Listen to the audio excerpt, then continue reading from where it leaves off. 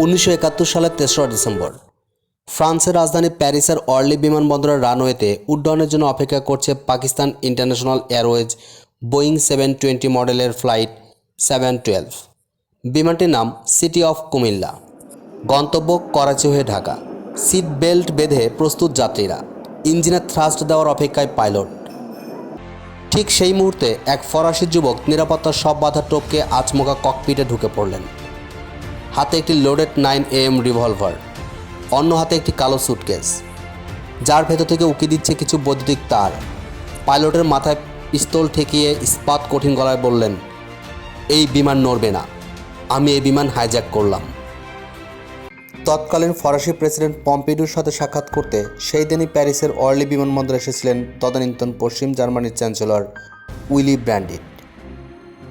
স্বাভাবিকভাবেই এই দুই গুরুত্বপূর্ণ ব্যক্তির প্রোটোকল নিয়ে বিমানবন্দরের নিরাপত্তারক্ষী ও অন্যান্য কর্মীরা ব্যস্ত হয়ে পড়েন। আর সেই সুযোগ কাজে লাগিয়ে দুপুর 11:50 উইজিন পল কুয়ে নামে এক ফরাসি যুবক বিমানটিকে হাইজ্যাক করে ফেলেন। সাধারণত হাইজ্যাকাররা চায় বিপুল অঙ্কের টাকা, সোনাদানা কিংবা কোনো রাজনৈতিক অথবা সন্ত্রাসী বন্দির মুক্তি।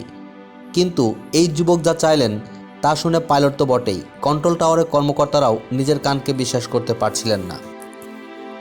যুবকটি চিৎকার করে বললেন, আমার টাকা চাই না, আমার চাই 20 টন ঔষধ। পূর্ব পাকিস্তানের শরণার্থীদের জন্য এখনই এই বিমানে 20 টন ঔষধ ও ত্রাণ সামগ্রী লোড করতে হবে, অন্যথায় আমার ব্যাগে থাকা বোমা দিয়ে এই বিমান উড়িয়ে দেব। ইউজিন পল কুয়ে কোনো পেশাদার সন্ত্রাসী ছিলেন না, ছিলেন এক মানবতাবাদী রবিনহুড। 1971 সালের নভেম্বর পর্যন্ত বিভিন্ন সংস্থা ও মানবাধিকার কর্মীদের সমীক্ষা থেকে জানা যায়, বাংলাদেশের শরণার্থী শিবিরে প্রায় 5 লক্ষ শিশু কলেরা, অপুষ্টি, শীত, চিকিৎসা এবং ওষুধের অভাবে মারা গেছে। এইটা জানার পর কুয়ের মন কেঁদে ওঠে। তিনি এতটাই প্রভাবিত হন যে বেছে নিয়েছিলেন এই ভয়ঙ্কর পথ। ফরাসি সরকার পড়ল মহাবিপদে।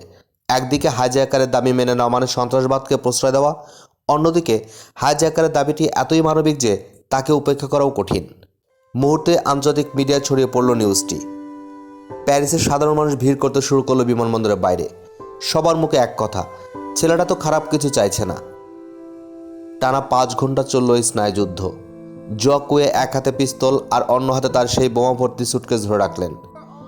শেষমেশ জনমতের চাপে এবং পরিস্থিতির নাজুকতা বিচার করে ফরাসি সরকার নথি স্বীকার করতে বাধ্য হলো। দ্রুত 1 টন ওষুধ বিমানবন্দরে নিয়ে এলো ফরাসি রেড ক্রস।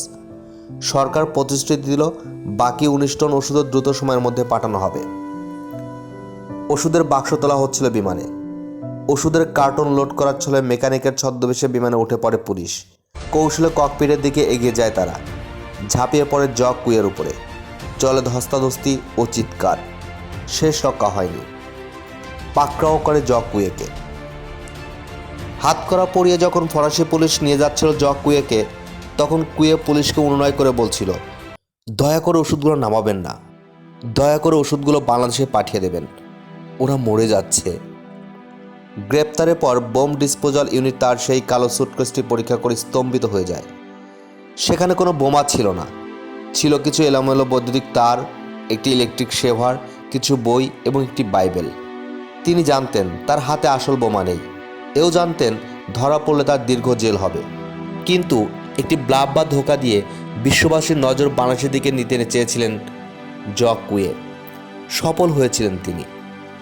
বিচারে তার 5 বছরের জেল হলো। কিন্তু ততক্ষণে ফ্রান্সের মানুষের কাছে নায়ক হয়ে গেছেন তিনি।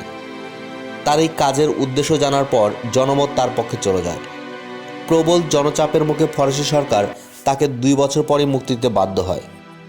সবচেয়ে বড় কথা, কুয়ে জেলে গেলেও তার দাবি বিফলে যায়নি। ফরাসি সরকার কথা রেখেছিল। সেই ওষুধ ও ত্রাণ সামগ্রী বাংলাদেশে পৌঁছেছিল। বাংলাদেশের স্বাধীনতার ইতিহাসে কুয়ে এক পাগলাটে বন্ধু, যিনি নিজের জীবন বাজি রেখে লুট করতে চেয়েছিলেন 20 টন জীবন রক্ষাকারী ওষুধ।